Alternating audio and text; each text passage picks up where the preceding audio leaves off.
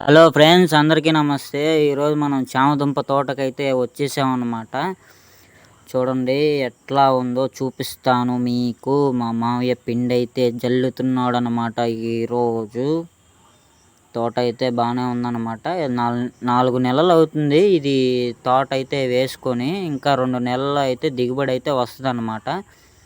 ఈ కింద చూసారా? ఈ కింద దీనికి చెట్టు కింద అయితే దుంప అయితే వస్తదనమాట.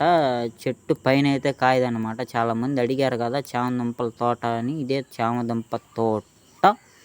ఆకులు చూసారా ఎలా ఉన్నాయో? పెద్ద పెద్ద ఆకులు, అరిటాకుల్లాగా అన్నం కూడా తినొచ్చనమాట ఈ ఆకుల్లో.